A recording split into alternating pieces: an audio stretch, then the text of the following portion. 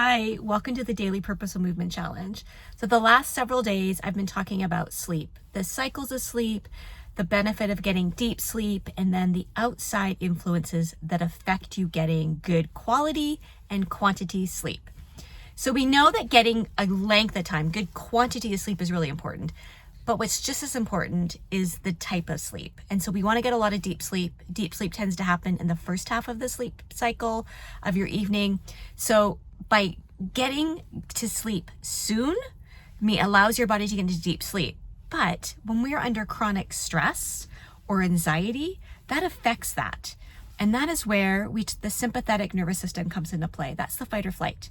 That's going to elevate our heart rate, our blood pressure, blood to our muscles, where we're ready to either fight or to run, which is counterproductive to getting to sleep. So our parasympathetic nervous system steps in, and that's going to kind of quiet the heart rate, the blood pressure. It's going to take blood away from our muscles, back into our digestive system.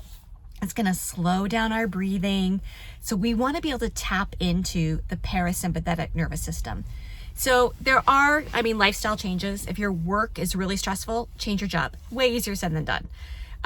Change your friend, family, community stresses. Sometimes easier said than done. If you need to unfriend somebody, unfollow somebody, snooze them, just don't get into the stress. Do that. But there's some physical things that we can do to help kind of turn on, stimulate the parasympathetic nervous system, which is going to dampen the sympathetic nervous system. And so I've written about that, but this video is supposed to be really short, and I like to talk, so sorry about that. About some techniques or some strategies. So one of them is really just breathing. I'm gonna go, yeah, but I breathe every day. But I'm talking about intentional, mindful breathing, and this is what I taught in my yoga classes, is that we can just do like a 5-point breath where you're going to inhale for a 5 count, and then you're going to exhale for 5 count. So you're just going to breathe in and you're going to breathe out. You can do that seated, standing, laying down. But again, 5 count, like breathing in, inhale for 5, 4, 3, 2, 1. Exhale for 5, 4, 3, 2, 1. Another kind of breathing is called a box breathing.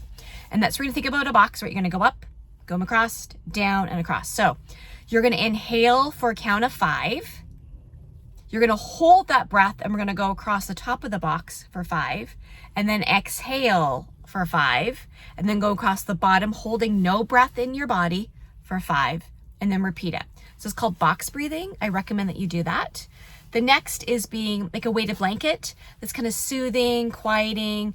It helps just make your body feel snuggle like what we do with our babies. Another is just being really mindful. So thinking about like you're going for a walk or where you're sitting. Like right now I'm sitting in the cell phone lot at the airport, and there's lots of cars behind me and there's people here. But when I wasn't on the phone, I was just really thinking about what I was going to say on this, because I am not a public speaker. But being really mindful of, look at the grass. Right now the grass is really green. Listen to the airplanes, because I love airplanes. Also, back to what we should practice every day is gratitude. Being really grateful for the things that you're grateful for, and spending time thinking about that. Because living a life of gratitude is a life of happiness. So remembering those, if it's simple as, hey, I love my shoes today, or hey, I got lots of water today, or I'm grateful that my kiddo's home, or I'm grateful that the sun is shining. So living a life of gratitude is so important and impactful on your life. Next thing is tapping. And I do this. So sometimes people who see me, I'm going to just change hands. So somebody who see me and I'm really stressed, I'll do this. And it's a little crazy, but I'll take my pinky and my thumb. Then I'll go to my 4th finger, my middle finger, and then my pointer finger. So I'll tap. And I don't do it like in my face, I just have it down on my side, but that's just kind of a moment for me to just check in. And for my mind-body connection is I just do a tapping. So people tap their leg or tap their table, but this is my tapping. And it kind of tends to lower my heart rate a bit, maybe my blood pressure, though I'm never hooked up to a blood pressure cuff, so I can't tell you that. Another thing is meditation, and I am not an expert on this. I do more mindfulness, gratitude, and breathing, but you can get an app. You can listen to something on YouTube and just do some meditation. I have a hard time doing that. I'm going to work on that. But even just doing 5 minutes of meditation where you just block out all the crazies, including at the airport cell phone lot, that will help. And then last is they're saying like just sing or laugh. And sometimes I just do ask my staff. I'll come down the stairs and I'm just like la la la. Okay, I won't. I'm not ever a good singer. Like la la la la or whatever. And it's just a mind-body connection. And I'm not gonna lie, the last couple of months have been extremely stressful in my life.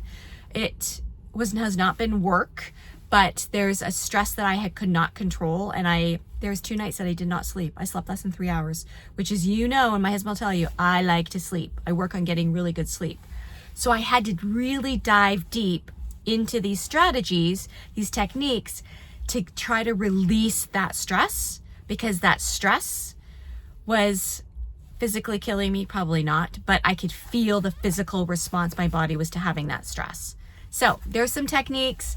Think about it. Hopefully it's going to help with your sleep, knowing that your sleep is a lifestyle. So just because you've made these changes doesn't mean you're going to get immediately a lot of deep sleep. It's something that we should always constantly be working on, just like we work on our water intake and our moving our body, which is also great for stress. Just getting out for a walk, especially 15, 20 minutes outside seeing some sunlight within the first 2 hours of you waking up is so great for your sleep. But just being really mindful of how you can every day, part of your day, right? It's nutrition, it's moving your body, it's dealing with your stress, it's your hydration, sunlight, all moving your body, all of that is so impactful. So anyways, I hope this helped you. I'm almost ready to wrap up the sleep series, and then I'm going to move on to something new. If you have some ideas, let me know. Somebody has requested something, so I'm just starting to do some research into that. Clue is that my favorite, one of my favorites, sorry, Dr. Taylor, favorite chiropractic professor said to me that disease begins in the gut. There's a kind of foreshadowing. So anyways, have a great day. Thank you. We're aging well together.